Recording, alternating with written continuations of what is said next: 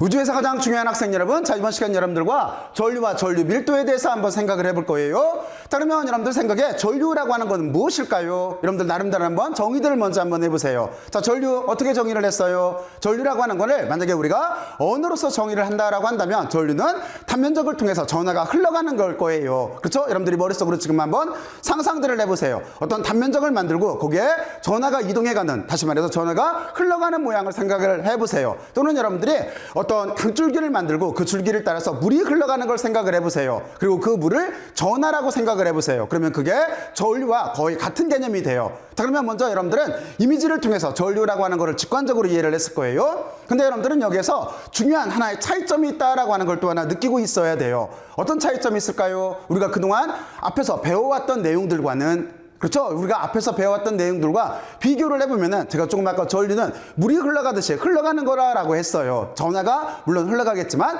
자 그랬을 때 그전까지는 우리는 어떻게 다뤘어요? 우리는 힘을 다루고 전기장을 다루고 그리고 또 하나 전위를 다루고 전기 용량을 다룰 때 이때는 전하 자체가 이동을 않고 있었어요. 그렇죠? 바로 이렇게 전하가 정지돼 있을 때를 다루는 학문을 우리가 정전기학이라고 해요. 근데 지금은 어떻게 됐어요? 개념이 바뀌었죠? 왜냐면 전하가 흘러가고 있어요. 이동하고 있어요. 다시 말해서 전하가 시간에 따라서 변하고 있는 상황을 다루는 거예요. 바로 이렇게 된 개념을, 시간에 따라서 전하가 이동하는 거를 우리가 전류라고 하는 거예요. 자 그러면 여러분들은 이 차이점에 대해서 틀림없이 잘 이해를 하고 있어야 돼요. 그리고 우리가 이제부터 시작을 해서 전하가 시간에 따라서 단면적을 통해서 이동을 해갈 때, 다시 말해서 전류라고 하는 걸 눈에 볼 거예요. 우리는 이 전류에 대해서 이해를 하는 게 이번 시간의 학습 목표예요. 자 그러면 여러분들은 먼저 어쨌든 여러분들이 지금 가지고 있는 사고 실험을 바탕으로 해서 전류에 대해서 머릿속으로 상상들을 지금 한번 해보세요. 먼저 한번 해보세요.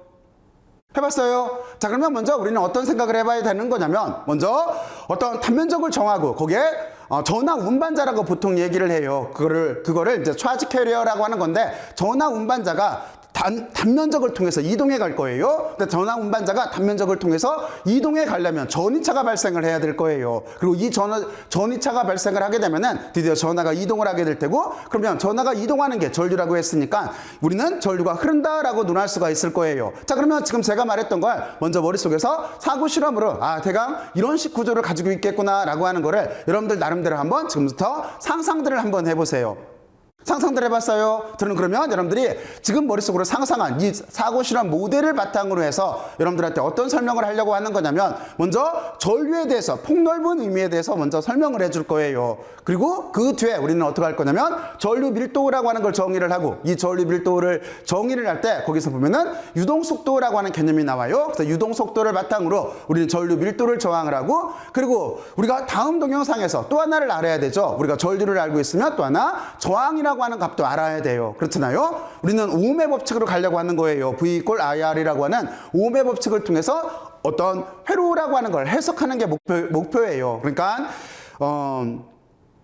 우리가 지금 일반 물리학이라고 하는 걸 배우고 있지만, 이 일반 물리학이라고 하는 거는 공학의 뼈대가 되는 거잖아요. 그래서 여러분들은 이쪽에서 전기라고 하는 현상을 이해를 했고, 그리고 이제 이런 전기 같은 것들을 소자를 통해서 이해를 하게 되면은 그게 하나의 파트인 전기 또는 전자공학 같은 이런 개념으로 확대를 시킬 수가 있는 거예요. 그래서 우리는 그쪽으로 이렇게 들어가기 위해서 지금 우리는 가장 기본적으로 전류와 저항과 그리고 또 하나 전압에 대해서 이렇게 생각을 해볼 거예요. 물론 여러분들은 전압이라고 하는 개념에 대해서는 이미 전위차를 통해서 어느 정도 윤곽을 가지고 있을 거예요. 자 그러면 이제 여기까지 이렇게 얘기를 하고, 여러분들이 조금 아까 사고 실험했던 모델을 통해서 우리가 한번 전류에 대해서 좀 더 자세하게 한번 이해를 해보죠. 자 그러면 여기에다가 이렇게 사고 실험 모델을 하나 그릴게요. 여기에 사고 실험 모델은 지금 아까 제가 어떻게 했냐면 여러분들 보고 단면적을 하나 상상해 보라고 했어요. 이렇게 그리고 나서 저는 여기를 단면적이라고 할게요. 이게 단면적이에요. 첫 번째.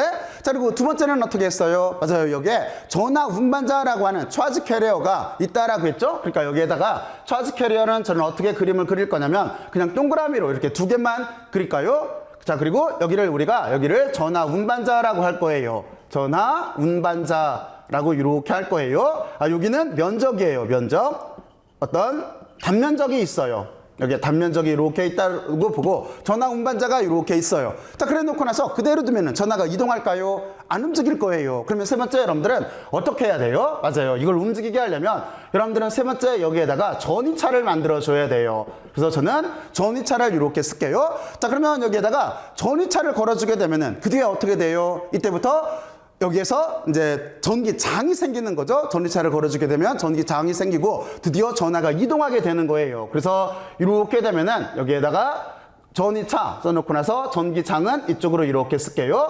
전기장이 생기게 되고, 그리고 또 하나 여기에서 이 전기장에 의해서 전하가 이동하기 시작을 할 거예요. 그러면 전하가 이동한다라고 하는 거는 그림으로 어떻게 그려주면 되겠어요? 여기를 우리가 일반적으로 이렇게 그려주면은 전화가 이동한다라고 하는 이 모델이 이렇게 될 거예요. 단면적을 통해서 전화가 이동하는 모델이 이렇게 될 거예요. 그리고 좀 전에 뭐라고 했어요? 전화가 이동하는 게, 그렇죠? 여기 다섯 번째 이렇게 보면은 전화가 이동하는 게 전류의 흐름이라고 그랬어요. 그러니까 우리는 다음과 같이 이렇게 전류가 흐르게를 만들 수가 있어요. 근데 저는 지금 여기서 여러분들한테 또 하나 어떤 설명을 하려고 하는 거냐면, 이제 여기에 전화 운반자라고 하는 거하고 그리고 전류라고 하는 거를 정의를 하려고 나오는 거예요. 지금 그걸 설명하기 위해서 여러분들한테 여기 사고실험 모델을 만들었어요. 그러면 전화 운반자에는 어떤 종류가 있냐면, 여기에는 실제적으로 보면은 전화 운반자에는 그냥 기억으로 쓸까요? 여기에는 양전하도 전화 운반자가 될 수가 있고, 양전하나, 두 번째 음전하나,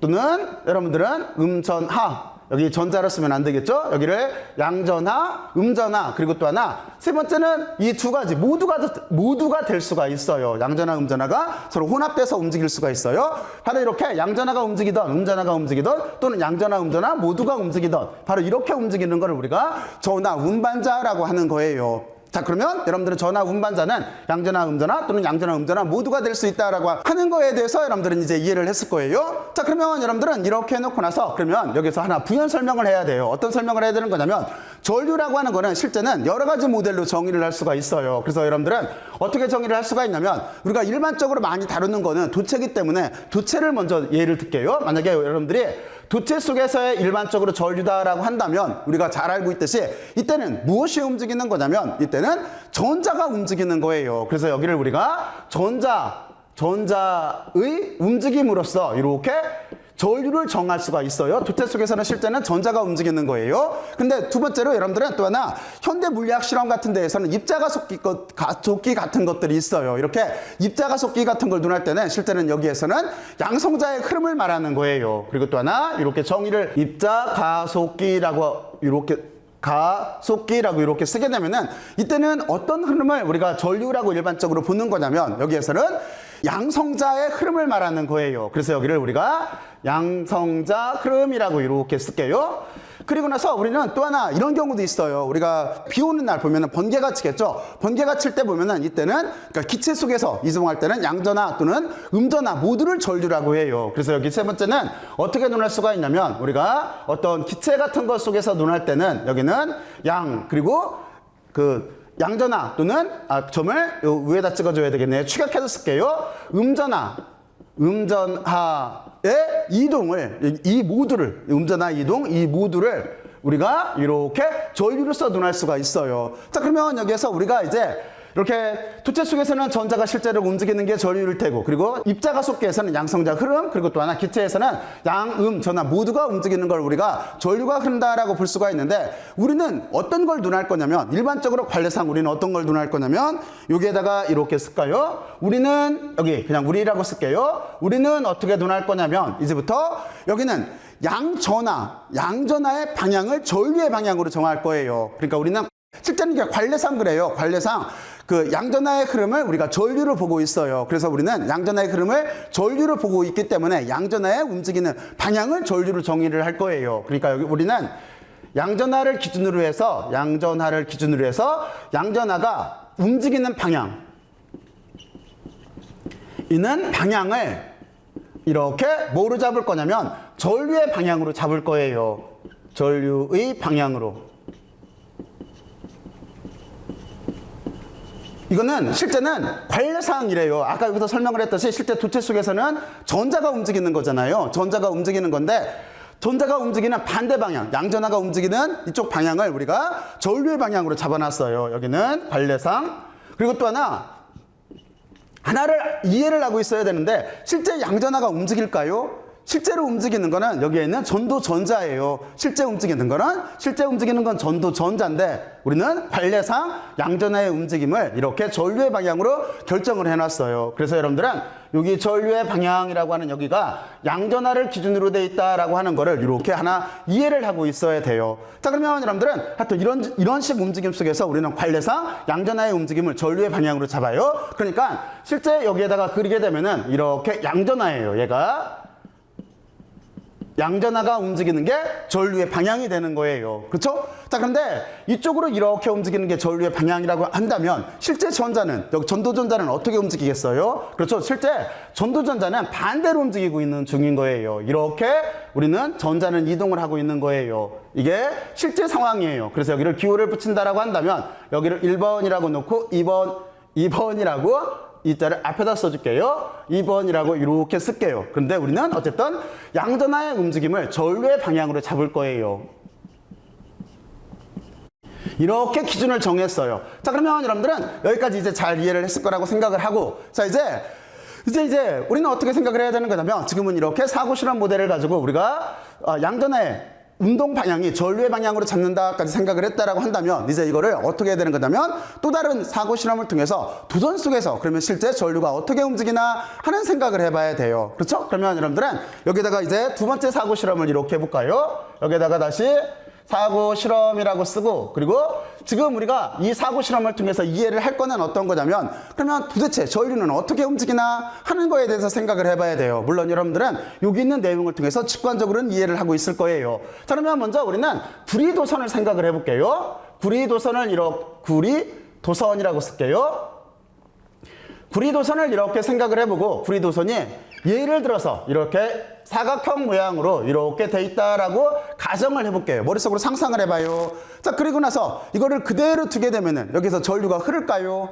틀림없이 전류는 흐르지 않을 거예요. 그러면 여러분들은 여기에서 도대체 전류가 왜 흐르지 않나 하는 거에 대해서 명확하게 논리를 가지고 이해를 해야 돼요. 자, 그러면 제가 다시 질문을 할게요. 자, 그러면 우리는 다음과 같이 이렇게 구리도선을 만들어 놨어요. 구리도선을 만들어 놓고 여기에서 전류가 흐를까 하는 거에 대해서 생각을 해봐야 돼요. 그렇죠? 왜 그러냐면 아까 전류라고 하는 거의 정의가 시간에 따라서 전하가 이동하는 게 전류의 정의라고 했어요. 그러면 이때 전류가 이동할까요? 여러분들은 답을 알고 있어요. 이동하지 않는다. 다시 말해서 전하가 흐르지 않는다. 그리고 전하가 흐르지 않으니까 전류가 흐르지 않는다라고 답변을 할 거예요. 하지만 이거를 좀 더 정교하게 왜? 라고 질문을 했을 때 어떻게 답변을 할 수가 있을까요? 그렇죠? 지금과 같이 이렇게 그렸을 때 첫 번째 우리가 제일 중요한 게 이쪽에서 보게 되면은 전하가, 여기서 보면은 전하 운반자에 있는 전하 운반자라고 하는 전하가 흐르려고 하면은 전위차가 먼저 발생을 해야 돼요. 근데 다음과 같이 이렇게 넣었을 때는 전위차가 없어요.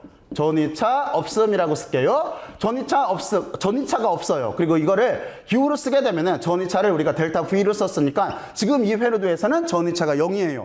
그러면 전위차가 없으면은 어떤 일이 벌어지나요? 그렇죠? 우리가 전기장이라고 하는 게 없는 거예요. 전기장 또한 이렇게 없어요. 그렇죠? 그러니까 전위차가 없으면 전기장도 없고, 그러면 전기장이 없으면 어떻게 되겠어요? 실제 회로회 속에서는 전기장이 발생을 해야 전기장에서 힘을 가해서 전하 자체가 이동하게 되었는데 지금 전기장이 없기 때문에 전하도 안 움직이게 될 거예요. 그러니까 세 번째는 어떤 현상이 벌어지는 거냐면, 그러면 이 도선 내에서 어떻게 되겠어요? 이 도선 내에서 전하는 이동하지 않을 거예요. 전하 이동은 없다라고 하는 걸 그냥 X로 이렇게 쓸게요. 전하 이동은 없을 거예요. 그러면 전하 이동이 없으면 어떻게 되겠어요?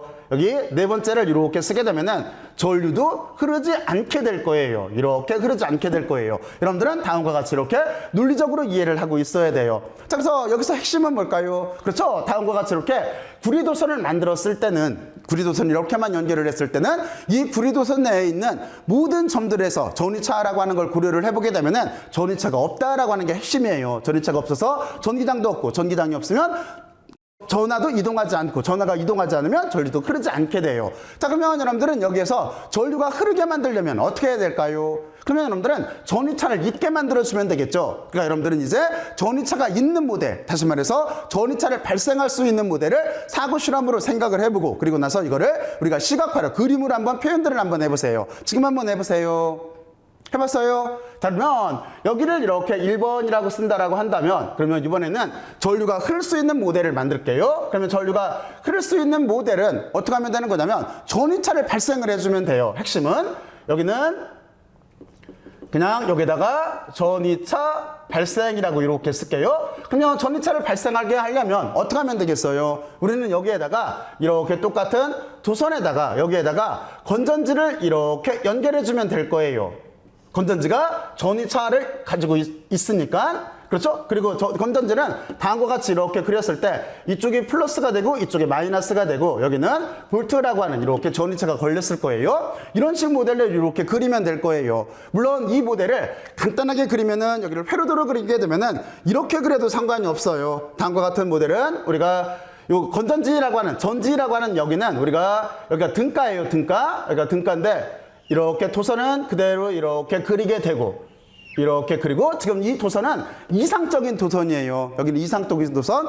그러니까 이상적인 도선이라고 하는 거는 전류가 흘러갈 때 저항이 발생하지 않는다는 뜻이에요. 이렇게 이상적인 발생으로 되어 있고 그리고 여기는 회로도로 그렸을 때 여기 전지는 다음과 같이 이렇게 그려요. 한쪽을 길게 한쪽은 짧게 그리고 긴 쪽이 플러스가 되는 거예요. 그리고 짧은 쪽이 마이너스가 이렇게 되는 거예요. 그리고 여기에는 이렇게 전위차가 이렇게 발생하게 되는 거예요. 자, 그러면 어쨌든 회로도로는 다음과 같이 이렇게 그릴 수가 있어요. 자, 그러면 여러분들은 이렇게 해놓고 나서 이제 여기를 어떻게 생각하면 되는 거냐면 다음과 같이 만들었을 때는 도대체 어떤 일이 일어나나 하는 거를 먼저 보죠. 먼저 첫 번째, 다음과 같이 이렇게 만들었을 때는 여기에는 전지가 있어요. 전지가 있기 때문에 전위차가 있게 되는 거예요. 여기에는 전위차가 드디어 0이 아닌 거예요. 그렇죠? 0이 아니고 일반적으로 뭐 건전지다라고 한다면 1.5V 또는 뭐 12V 이런 식으로 여기에 전위차가 발생을 하게 돼요. 그러면 옆에 있는 논리를 보고 추적을 해보면은 전위차가 발생을 하면은 이제 전기장은 어떻게 되는 거예요? 전기장도 0이 아니고 전기장이 존재하게 돼요. 그렇죠? 전기장도 0이 아닌 거예요.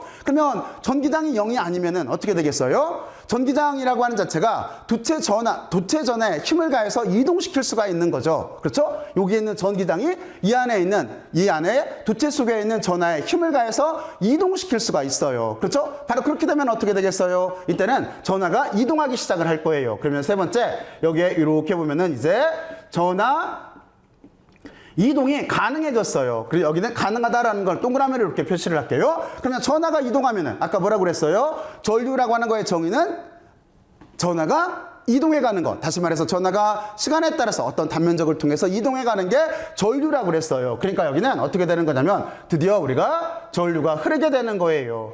전류가 흐름. 이렇게 해서 우리는 전류가 흐르는 모델을 전위차를 이용을 해서 이렇게 만들 수가 있어요. 자, 그런데 여기서 한 가지를 생각을 해봐야 돼요. 어떤 생각을 해봐야 되는 거냐면 다음과 같이 이렇게 회로도를 만들었을 때 이때 전류는 어떻게 흐를까요? 이때 전류는 여기에다가 만약에 여러분들이 스위치를 만들었다라고 생각을 해봐요. 이렇게 스위치를 만들어 놓고 나서 이건 스위치예요. 스위치를 만들어 놓고 나서 스위치를 탁 닫았어요. 그러면 어떻게 되겠어요? 이때는 전류가 어떻게 되는 거냐면 순간적으로 정상 상태로 가요. 자, 그러면 여러분들은 이 회로도를 여기를 지금 같은 경우에는 여기를 딱 닫으면은 금방 정상 상태로 가서 여기에는 더 이상 이제 전류의 변화가 없게 돼요. 자, 그러면 전류는 흐르는데 여기를 계속 흐르게 되려면 어떻게 하면 될까요? 계속 흐르게 하려면 이제 여기를 어떻게 바꿔주면 되는 거냐면 여기를 기호를 이렇게 바꿀게요. 여기를 화살표를 이렇게 바꿔서 이쪽에는 여러분들은 이렇게 스위치가 있다라고 보고 그리고 여기에다가 어떻게 하면 되는 거냐면 이렇게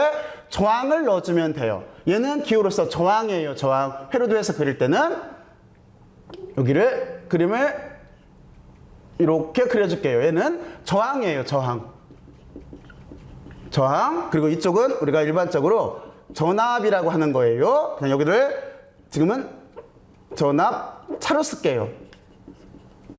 자, 그러면 다음과 같이 이렇게 만들면 돼요. 그러면 이때는 어떻게 되겠어요? 여러분들이 여기는 그러면 이거는 어떤 꼴이냐면 여기다 다시 여러분들이 그림을 그리게 되면은 이 그림은 이런 식 그림이 되는 거예요. 여기는 이렇게 스위치가 있는 거고 저항이라고 하는 개념에 대해서 설명을 하려고 그리고 여기는 건전지가 이렇게 있는 모델이 될 거예요. 건전지가 이렇게 있는 모델이 돼 있고 그리고 또 하나 여기에서 제가 저항이라고 했던 건 여러분들은 여기에서 이렇게 놓고 나서 이건 뭐예요? 제가 이렇게 그림을 그리게 된다라고 한다면 이거는 이렇게 꼬마 전구를 연결한 거하고 똑같아요. 두 회로는 동치예요. 동치. 그래서 저항이라고 하는 거는 그러니까 쉽게 말해서 여기에는 전위차에 의해서 전류가 흘러가겠죠? 이 전류가 흘러가면서 저항에 의해서 마찰이 생길 거예요. 그러면서 이 저항을 통해서 꼬마 전구일 때는 빛으로, 그리고 또 하나 여기에다가 어떤 열선을 넣었다라고 한다면 열로, 그러니까 우리가 전기장판 같은 것들이 있잖아요. 그러니까 이쪽에서 빛이나 열로 이렇게 바뀔 수 있는 게 저항이에요. 그래서 이렇게 우리는 전위차에 의해서 여기에는 저항을 통해서 전류가 흘러가면서 여기에서 빛이나 열로 이렇게 인간 생활에 편리한 이런 기구들을 이렇게 만들 수가 있어요. 자, 그러면 여러분들은 다음과 같이 해서 우리는 지금 보면은 어떤 걸 이해를 했냐면 다음과 같이 이렇게 먼저 우리는 사구 실험 모델을 통해서 우리는 단면적을 통과하는 전하 운반자를 고려를 해봤어요. 그리고 우리는 여기에서 양성자의 움직임을 전류의 방향으로 정한다까지 논해봤어요. 그리고 다음과 같이 두 개의 실험 모델을 통해서 우리는 간단하게 구리도선을 통해서 여기에서 전류 자체는 전위차가 없기 때문에 이동하지 않는다라는 사고 실험 모델을 만들었고, 그리고 또 하나 우리는 여기에다가 전위차를 이렇게 주면서 여기에 전기장을 발생시키고 이 전기장에 의해서 전하가 이동하게 되고, 전하가 이동하게 되면 전류가 흐른다까지 생각을 해봤어요. 그리고 우리는 지금과 같은 경우에는 여기는 금방 정상 상태로 가기 때문에 이렇게 됐을 때는 정상 상태로 가요. 정상 상태라고 이렇게 쓸게요.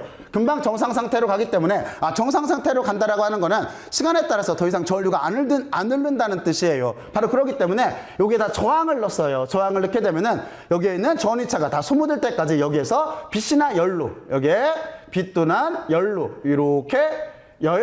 이렇게 전환할 수 있는 이런 회로들을 만들 수 있다라고까지 이렇게 알아봤어요. 그렇죠? 자, 그러면 이제 여러분들이 다음과 같이 이렇게 전류에 대한 기본적인 개념에 대해서 이해를 했다라고 생각을 하고, 이제부터 전류 밀도라고 하는 거에 대해서 한번 생각을 해볼게요. 그러면 이쪽에다가 이렇게 전류 밀도라고 쓸게요. 전류 밀도. 지금부터 전류 밀도를 이렇게 정의를 해볼 거예요. 근데 우리는 이 전류 밀도를 어떤 식 모델을 가지고 정의를 할 거냐면, 저쪽에서 우리가 만들어 놓은 저런 모델을, 이렇게 전하의 움직임 같은 모델을 미시적인 모델이라고 해요. 우리는 저 미시적인 모델을 이용을 해서 여기에는 전류 밀도를 정의를 하면서, 또 하나 이 중에서 중요한 개념이 하나가 있어요. 드래프트 벨로시티라고 하는 유동 속도에 대해서도 한번 생각을 해보면서 여기 정의를 한번 해볼 거예요. 자, 그러면 이때 전류 밀도를 정의하기 위해서 우리는 전류라고 하는 거에 대해서 먼저 생각을 해봐야 되는데, 여러분들이 지금까지 배웠던 이 내용을 종합적으로 생각을 해보면은 전류라고 하는 걸 정의할 수가 있어요. 자, 그래서 이쪽으로 와서 우리는 전류라고 하는 걸 정의를 할 거예요. 근데 전류라고 하는 거는 기호를 어떤 걸로 쓰냐면 기호를 이렇게 I로 써요. I로 이렇게 쓰고, 지금 우리가 여기서 이렇게 배운 내용을 바탕으로 생각을 하면은 전류는 어떤 거냐면 전위차를 이렇게 만들어서 전기장을 만들고, 그리고 여기서 전하가 이동하게 되면은 전류가 흐른다라고 배웠잖아요.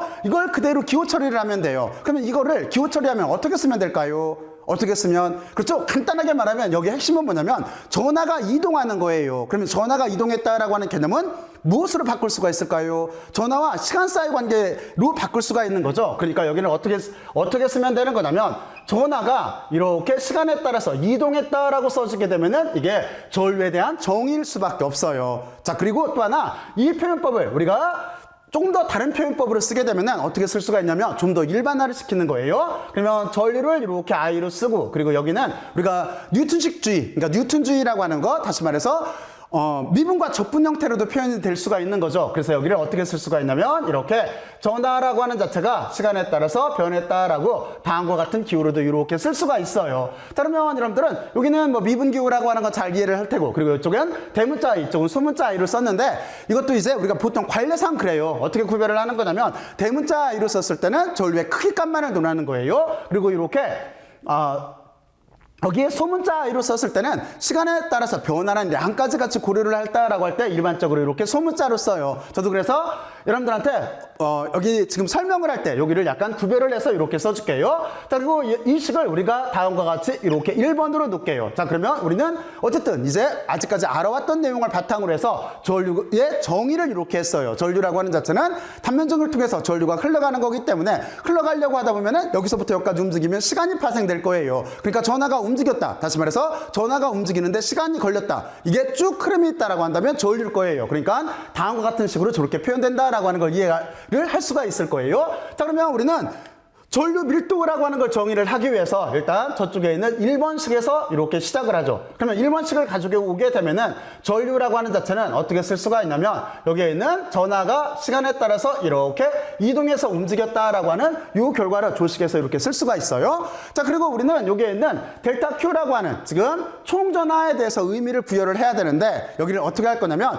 이쪽에 있는 사고 실험 모델을 가지고 올 거예요. 저 사고 실험 모델을 가지고 와서 이제 여기를 좀 더 어떻게 하면 되겠어요? 그렇죠. 이거를 기호 처리해서 논하면 되는 거예요. 그러면 먼저 여러분들은 이렇게 해놓고 나서 여기에서 이제 사고 실험 모델을 다시 한번 가지고 와야 되는데 저기에 있는 사고 실험 모델을 우리가 먼저 한 거를 조금만 바꾸면 돼요. 자, 그러면 먼저 우리는 어떤 생각을 해야 되겠어요? 여러분들이 먼저 머릿속으로 상상을 해요. 도선을 생각을 해요. 그리고 그 도선에 전하 운반자가 있다라고 생각을 해요. 그 전하 운반자가 어떤 단면적을 통과해서 움직이고 있어요. 그러려면은 뭐가 존재해야 돼요? 전기차가 있어야 되고 전기장이 있어야 돼요. 이거를 먼저 머릿속으로 상상을 해요. 저 그림을 조금만 바꾸면 될 거예요. 상상을 했어요. 그리고 기호 처리할 준비를 해요. 이게 물리학인 거니까 그렇잖아요. 물리학이라고 하는 거는 머릿속으로 사고 실험을 하고 이걸 시각화를 시키고 이 시각화를 시킨 거를 의미를 붙여서 기호 처리를 하면 되는 거예요. 그러면 우리는 이걸 논리를 어떻게 그리면 되는 거냐면 다음과 같이 그리면 되겠죠.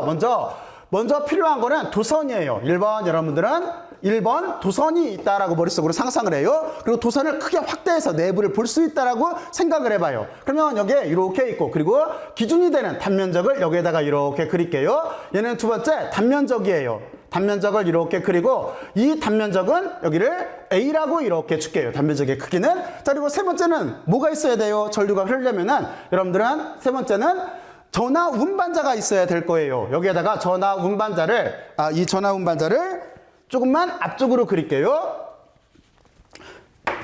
여기를 전하 운반자를 여기에다가 이렇게 그릴게요. 뭐 거기서 거기 위치네. 이렇게 전하 운반자를 그릴 거예요. 근데 제가 전하 운반자를 지금 여기 보면은 양전하로 그렸어요. 양전하로 그린 거는 무엇 때문에 그래요? 그렇죠. 우리가 좀 전에 논했어요.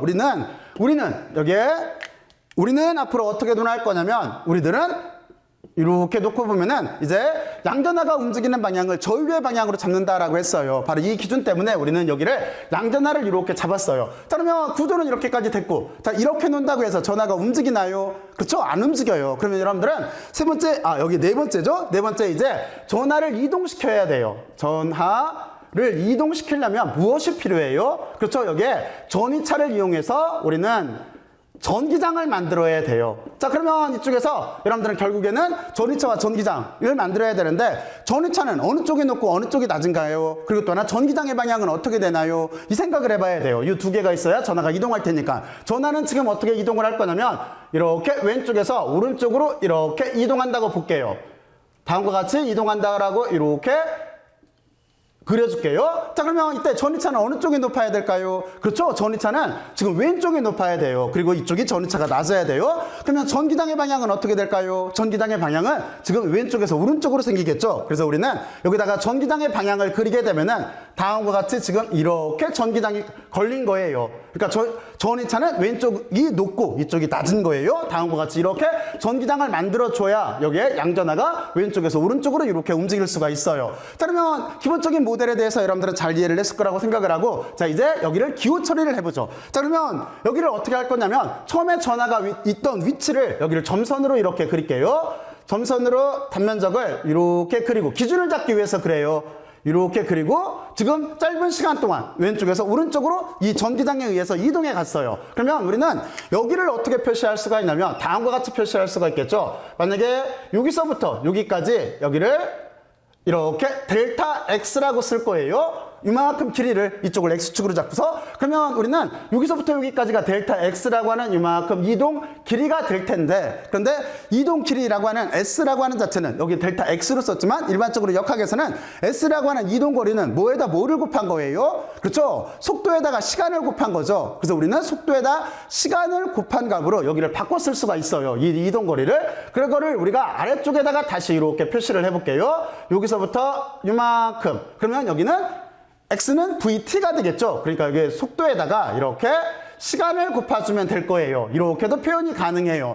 다시 한번 말하지만 지금 우리는 어떻게 하는 거냐면 시각화된 모델을 먼저 상상을 한 다음에 이거를 먼저 우리는 어떻게 하는 거냐면 지금 사고 실험 모델을 만들고 그 사고 실험 모델을 시각화를 시키고 지금 여기에다가 의미를 부여해 나가면서 기호 처리를 해 나가고 있는 과정 중인 거예요. 그래서 여기까지 이렇게 왔어요. 그리고 여기에서 한 가지를 더 생각을 해봐야 돼요. 어떤 생각을 해봐야 되는 거냐면 그러면 여기에 있는 속도는 대체 무엇의 속도예요? 그리고 이 속도는 얼마나 빠를까 하는 거에 대해서 여러분들은 이렇게 한번 생각을 해봐야 돼요. 자, 그러면 여기에 있는 속도를 이해하기 위해서는 우리는 또 하나 사고 실험 모델을 이렇게 생각을 해야 돼요. 근데 여기는 그냥 그림만 그려서 이해를 하면은 간단하게 이렇게 해결할 수가 있어요. 자, 그러면 여기 있는 속도를 이용을 해서 우리는 다시 한번 이렇게 도선을 그리고 나서 여기에다가 실제로 움직이는 거는 양전환가요? 아니죠. 실제가 움직이는 거는 제가 아까 여기를 설명을 할 때 실제 도체 속에서 움직이는 거는 전도전자라고 하는 전자예요. 실제 움직이는 건 전자예요. 여기는 관례상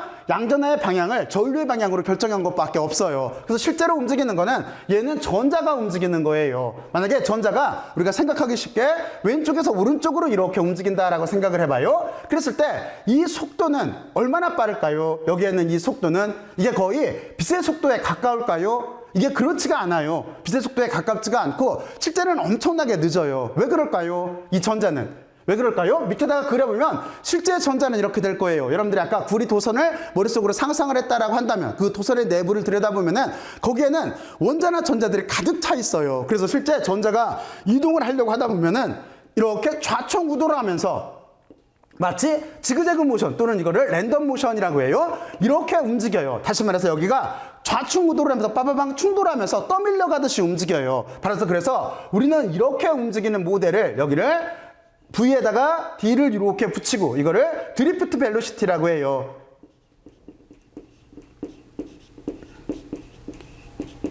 이렇게 말을 해요. 그리고 우리말로는 여기를 뭐라고 부르냐면 유동속도 또는 여기를 참고적으로 보면은 표류속도라고 해요.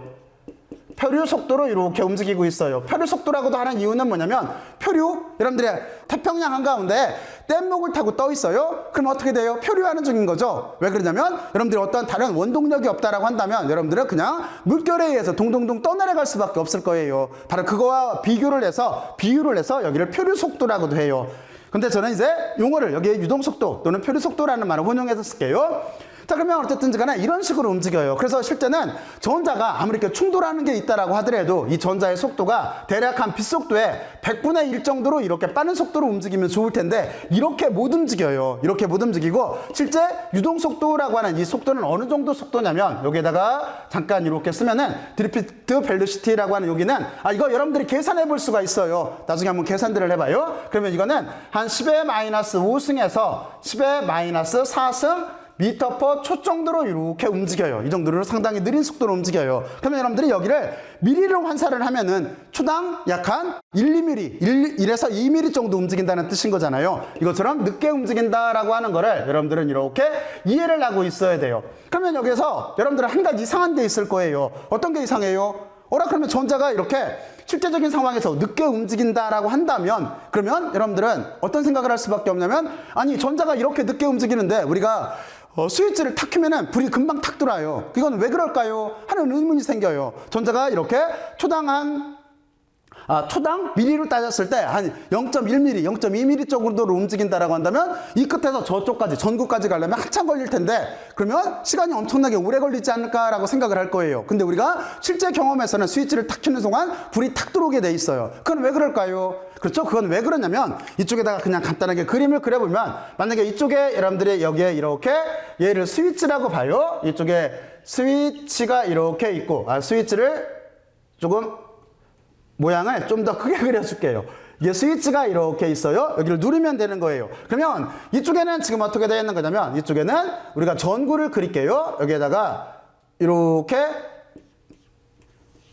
전구가 있어요. 여기는 필라멘트가 이렇게 있고 그러면 이쪽에 불이 금방 들어오는 거는 여러분들이 여기에서 한 가지를 헷갈리면 안 돼요. 여기는 전자였기 때문에 전자라고 새로 써줄게요. 한 가지 헷갈리면 안 되는데 어떤 걸 헷갈리면 안 되냐면 실제 유동속도라고 하는 거는 엄청나게 느린 속도예요. 하지만 여러분들은 여기에서 어떤 생각을 해야 되는 거냐면 전기장의 변화에 대한 속도에 대해서 생각을 해야 돼요. 다시 말해서 이렇게 불이 금방 들어오는 거는 전기장의 변화 전기장의 변화는 엄청나게 빨라요. 얘는 거의 빛의 속도에 가까워요. 바로 그래서 이 안에는 스위치부터 시작을 해서 여기 전구에 있는 필라멘트 앞까지 이런 전자가 거의 꽉 차 있을 거잖아요. 근데 전기장은 거의 빛의 속도로 바뀌어요. 빛의 속도로 바뀌기 때문에 여러분들이 이쪽에서 스위치를 탁 켜는 순간 빛의 속도로 바뀌는 이 전기장에 의해서 필라멘트 바로 앞에 있는 전하가 이동하게 돼 있어요. 그러면서 열이나 빛을 발산을 한다라고 했잖아요. 그래서 지금 같은 경우에는 빛을 이렇게 내게 돼 있는 거예요. 여러분들은 요거를 이렇게 고려해서 생각을 해야 돼요.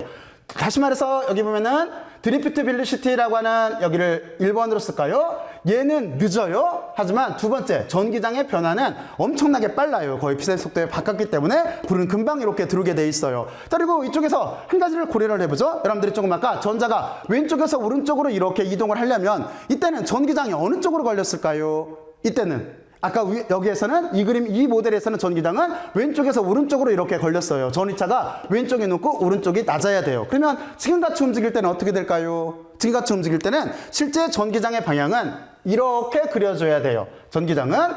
이게 전기장의 방향이 돼요. 왜 그럴까요? 왜 그러냐면 여러분들한테 다시 한번 얘기하지만 여기에서 이렇게 설명을 했듯이 실제 움직이는 거는 전자예요. 여기를 전도전자라고 보통 하는데 이 전도전자가 움직이는 거예요. 그러니까 물리적으로 말하면 이게 자유전자인 거잖아요. 그렇잖아요. 표면에 있는 자유전자가 실제는 움직이는 거예요. 근데 이 자유전자가 움직이는 방향하고 전류의 방향이 반대로 되어 있어요. 그러니까 여러분들이 직관적으로 생각해도 전기장의 방향이 다음과 같이 이렇게 반대가 돼야 돼요. 그리고 전위가 이쪽이 높아야 돼요. 이쪽이 높다라고 하는 걸 플러스로 이렇게 쓸게요. 그리고 이쪽을 마이너스로 이렇게 쓸게요. 그리고 여러분들이 전자의 극성을 생각해 보면 돼요. 전자라고 하는 자체는 마이너스 극성을 가지고 있어요. 그렇죠? 그러니까 마이너스 극성을 가지고 있기 때문에 플러스 쪽으로 끌려가야 되는 거죠. 이쪽은 청력에 의해서 이쪽이 전위차가 대전체가 있다라고 한다면 마이너스로 대전되어 있고 이쪽이 플러스로 대전되어 있다라고 하면은 전자는 청력에 의해서 밀리고 이쪽에 있는 플러스에서 끌려가야 돼요. 그래서 이쪽이 전위차가 높고 이쪽이 전위차가 낮아야 돼요. 그래서 전기장은 위와 반대로 이렇게 생긴다라는 것도 참고적으로 이렇게 알고 있어야 돼요. 나중에 아차하는 순간 이걸 헷갈려요. 그러니까 꼭 이해를 하고 있어요. 자, 그러면 우리는 사고 실험 모델을 통해서 이제 여러분들이 여기에 있는 속도라고 하는 게 이게 실제는 유동 속도다라고 하는 요 개념이구나 하는 걸 이해를 했어요. 그러면 여기를 기호를 바꿔 써줘야 되겠죠. 어떻게 바꿔 써주면 되냐는 거냐면 속도는 속도인데 너 유동 속도다라고 해서 VD로 이렇게 써줄게요. 그러면 우리는 드디어 속도까지 결정을 했어요. 여기 있는 사고 실험 모델을 통해서. 그러면 이거를 이제 기호 처리를 하면 돼요. 어떻게 처리를 하면 되는 거냐면 요 식에서 보게 되면은 이 식을 이렇게 끌고 올까요? 그리고 나서 여기다 등호를 이렇게 놓고 나서 보게 되면은 여기서 먼저 총전화부터 결정을 하죠. 이 식에서 우리는 총전화라고 하는 걸 먼저 결정을 할게요. 그러면 여기를 1번으로 이렇게 놓고 우리는 여기에서 총전화라고 하는 걸 먼저 결정을 할게요. 그러면 총전화라고 하는 거는 지금 여기서부터 여기까지 짧은 시간 동안에 움직이는 총전화는 델타 Q로 이렇게 쓰면 될 거예요. 자, 그러면 먼저 우리는 총전화라고 하는 걸 결정을 해야 되는데 이 총전화는 우리가 어떻게 논할 수가 있을까요? 우리는 어떻게 논할 수가 있냐면 처음에 여기에 양전하라고 하는 게 있어요. 그러니까 여기에는 틀림없이 전하 운반자 한 개의 전하량과 어떤 것들의 비율값일 거예요. 그렇잖아요. 거기에 어떤 값들을 곱해주면 될 거예요. 그러니까 우리는 먼저 전하 운반자 한 개의 전하량을 고려를 하면 돼요. 여기에 의미를 붙이기 위해서 써줄게요. 전하 운반자 한 개. 이거 일자예요. 일개 전하량. 그러면 기호를 뭐라고 쓰면 되겠어요? 전하 운반자 한 개의 전하량이라고 하는 자체는 우리가 아직까지 뭐로 썼냐면 Q로 썼어요. Q로. 그렇죠? 그러면 여러분들은 이렇게 Q로 이렇게 썼어요. 그리고 나서 지금 이 모델을 보게 되면은 여기에 뭐가 들어가요? 여기서부터 여기까지 이렇게 단면적이 쓸고 지나간다라고 한다면 부피가 될 거예요. 그러니까 여기는 두 번째는 이만큼 안에 어떤 부피를 뜻하는 값이 이렇게 들어가게 될 거예요. 그렇죠? 그러면 이 부피는 우리가 지금 어떻게 논할 수가 있어요? 논할 수가 있죠. 왜냐면 부피는 3차원인데 면적과 이동한 길이가 있어요. 그러면 면적에다가 여기를 곱해주면 되겠죠. 그러니까 여기는 이렇게 단면적에다가 이동한 거리를 이렇게 곱해주면은 이게 부피가 될 거예요. 자, 그리고 이제 세 번째 또 하나 양을 결정을 해줘야 되는데 또 하나의 양이라고 하는 거는 우리가 어떻게 생각을 할 수가 있냐면 여기는 단위 부피당 전하 운반자 수로 결정할 수가 있어요. 그러면 그거를 여기다가 이렇게 쓸까요? 여기를 단위 부피당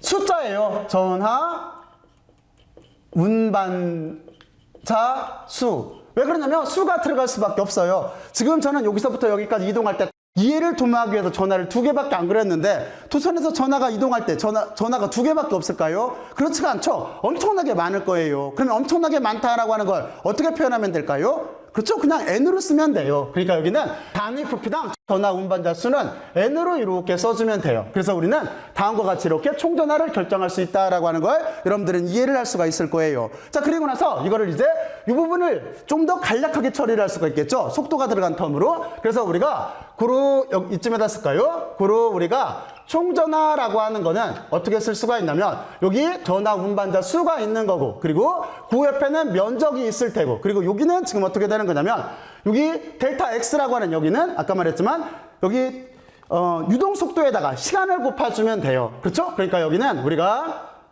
어떻게 쓸 수가 있냐면 유동 속도에다가 시간을 곱한 값으로 쓸 수가 있어요. 그러니까 여기는 이렇게 유동 속도에다가 여기를 구별하기 위해서 이렇게 써줄게요. 여기에다가 델타 T를 이렇게 곱한 값으로 쓸 수가 있고 그리고 뒤쪽에는 전화 운반자 한 개의 전화량이 이렇게 있을 거예요. 자, 그리고 여기를 잠깐 아래쪽으로 바꿔서 써줄게요. 왜 그러냐면 여기만 벡터예요. 그래서 이걸 뒤쪽으로 빼려고 그래서 우리가 구로 총전화라고 하는 거는 여기를 일반적으로 써주면 어떻게 되는 거냐면 단위 부피당 전화 운반자 수가 있고 그리고 단면적이 이렇게 있고 여기는 이렇게 델타 T라고 하는 시간이 들어갈 테고 여기는 총전화량이 들어갈 거예요. 여기는 전화 운반자 한 개의 전화량이 들어갈 거예요. 그리고 여기는 이렇게 속도에 대한 텀이 들어갈 거예요. 왜 그러냐면 여기서 보면은 실제 얘는 여기는 우리가 벡터인 거잖아요. 속도가 벡터인 거예요. 벡터기 때문에 물리량을 고려를 할 때 여기는 다 스칼라량이고 벡터량이기 때문에 뒤에다 빼서 써주려고 이렇게 기호 처리를 바꿨어요. 자, 그러면 여러분들은 이렇게 총전화라고 하는 걸 정의를 할 수가 있어요. 이 식을 2번이라고 놓을까요? 여기를 2번으로 이렇게 놓고 자, 그러면 우리는 총전화라고 하는 걸 결정을 한 다음에 여기에서 우리가 이제 어떤 걸 결정할 수가 있어요? 이 값을 이쪽에 있는 1번에다 저쪽에 있죠? 1번에다 대입을 해서 우리는 여기에서 전류라고 하는 거를 정의를 할 수가 있어요. 그러면 두 번째 이렇게 놓고 나서 우리가 이제 전류라고 하는 걸 새로 정의를 해볼게요. 그러면 전류는 어떻게 쓸 수가 있냐면 전류라고 하는 자체는 아까 뭐라고 썼냐면 여기는 델타 Q에 여기는 델타 T로 이렇게 정의가 됐어요. 그러면 이 값을 여기다 넣게 되면 되겠죠. 그러면 시간만이 없어졌네. 그러니까 여기는 전화 운반자 수가 있을 테고 단면적이 있을 테고 시간은 없어졌고 한 개 운반자에 전화량이 이렇게 있을 테고 그리고 이쪽은 드래프트 벨로시티로 표현된 식으로 이렇게 전류라는 식을 정의를 할 수가 있을 거예요. 자, 그리고 우리는 이 식을 이렇게 3번으로 이렇게 놓을게요. 자, 그래서 이게 전류의 또 다른 정의가 되는 거예요. 자, 그러면 여러분들은 여기까지 쉽게 따라왔을 거예요. 자, 그리고 이제 이걸 이용을 해서 우리는 세 번째 어떤 걸 정의를 할 거냐면 3번 여기다 이렇게 쓰고 드디어 우리는 여기에서 전류 밀도라고 하는 지금 우리가 알고 싶었던 전류 밀도를 정의를 할 거예요. 그러면 여기에다가 전류 밀도라고 이렇게 쓸게요. 그러면 전류 밀도라고 하는 자체는 여기가 밀도 개념이기 때문에 여기를 어떻게 써주면 되는 거냐면 다음과 같이 써주면 돼요. 여기 전류 밀도라고 하는 자체는 여러분들은 여기에 위에서 구한 전류라고 하는 거를 지금 면적으로 이렇게 나눠주게 되면은 이게 전류 밀도의 정의가 될 거예요. 그러면 여러분들은 아까 여러분들은 여기서 구한 값을 여기에다가 이렇게 대입해서 전류를 구했죠? 그러면 지금 이제 구한 전류를 여기다가 이렇게 대입을 하게 되면은 전류 밀도에 대한 개념을 구할 수가 있을 거예요. 그러면 이때는 뭐만 없어져요? 면적만 없어지네? 그러니까 여기에 전화 운반자 수가 있을 테고 면적은 없어질 테고 한 개 전화량이 있을 테고 여기는 드래프트 벨로시티가 이렇게 있는 유동 속도가 있는 값으로 쓸 거예요. 그리고 이 전류 밀도는 기호를 얻은 걸 쓰냐면 기호를 이렇게 놓고 여기는 기호를 J로 일반적으로 써요. J로.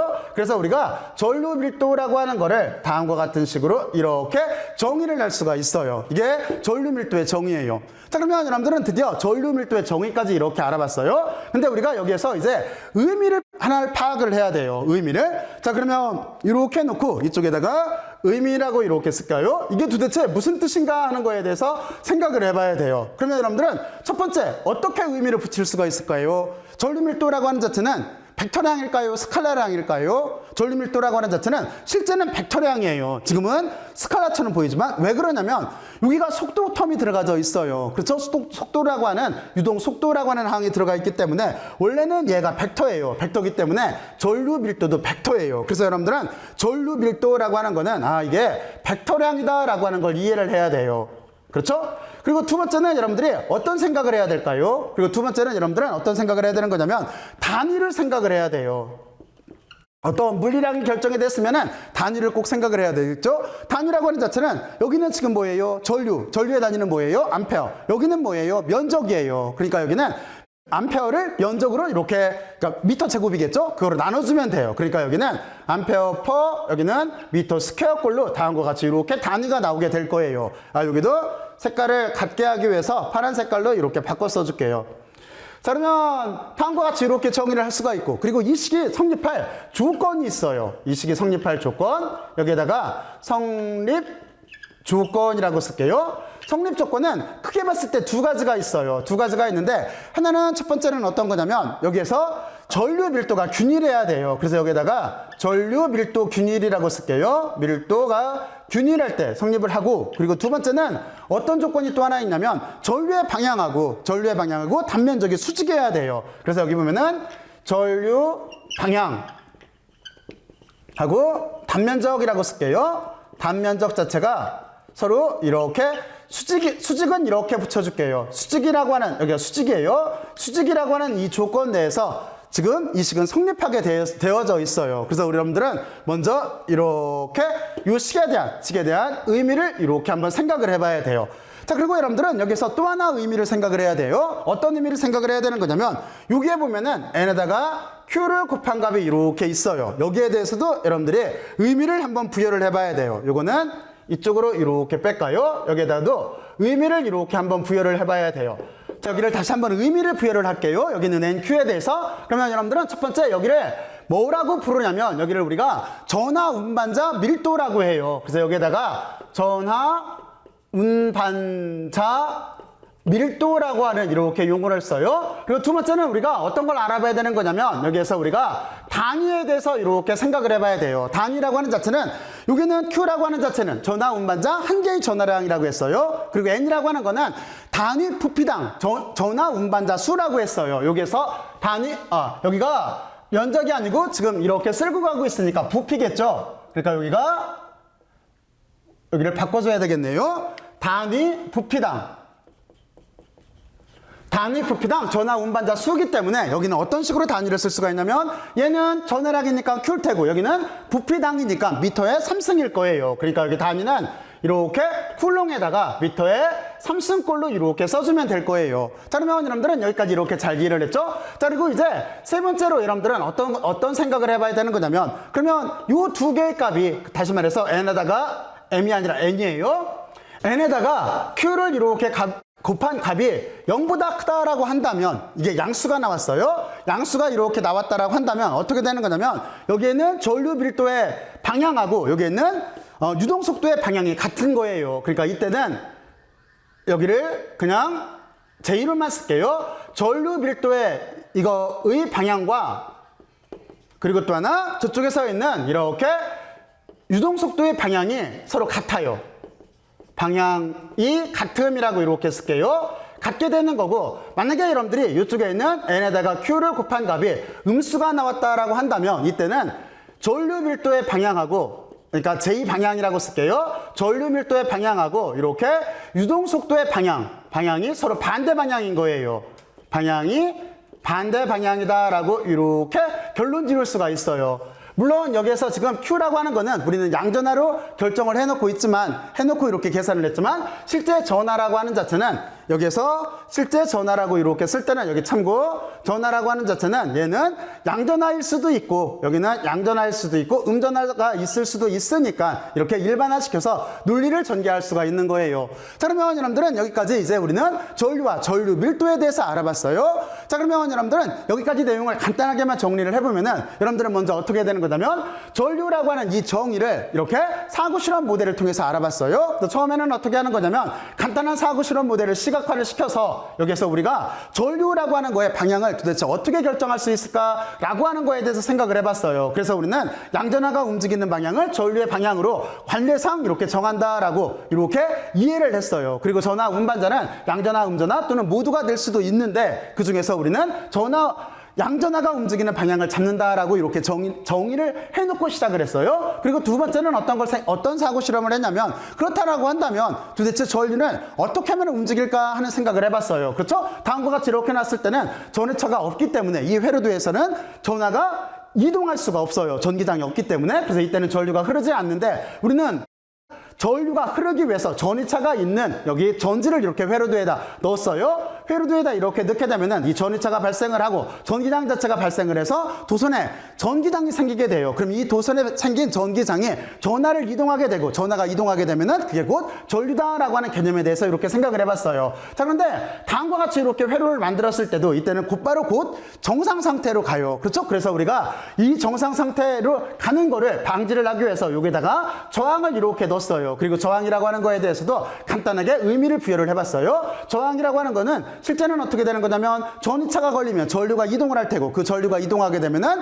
여기에서 빛이나 연료, 에너지를 소모하게 될 거예요. 바로 그게 저항의 개념이다라고까지 이렇게 간단하게 알아봤어요. 자, 그리고 우리는 이쪽으로 와서 전류의 밀도라고 하는 걸 이해를 하기 위해서 저쪽에서 모델로 들었던 미시적인 모델을 다시 가지고 와서 의미 부여를 했어요. 그렇죠? 이때는 순서는 어떻게 하는 거냐면 여러분들이 먼저 머릿속으로 사고 실험을 해요. 그리고 그거를 시각화를 시켜요. 그리고 나서 거기에다가 의미 부여를 해서 기호 처리를 하면 되는 거예요. 바로 이렇게 의미 부여를 해서 기호 처리를 할 때 우리는 여기에서 유동속도라고 하는 걸 정의를 했어요. 유동속도라고 하는 거는 실제는 전자 자체가 빛속도로 움직이면 좋은데 이렇게 못 움직이고 마치 태평양에서 뗏목이 떠내려가듯이 동동동 떠내려간다라고 했어요. 다시 말해서 지그재그 또는 랜덤 모션이라고 해요. 이렇게 좌충우돌하면서 움직일 수밖에 없고 그 속도라고 하는 자체는 대략 계산을 해보면 10-5승에서 10-4승 정도로 엄청나게 느리게 움직인다라고까지 이렇게 정의를 했어요. 그래서 이 부분을 우리가 여기를 유동속도로 이렇게 바꿔줬어요. 그러면서 또 하나 의미를 알아봤어요. 우리가 실생활에서 스위치를 탁 키면은 불은 금방 들어와요. 여기에 대해서 왜 그런지에 대해서 생각을 해봤어요. 왜 그러냐면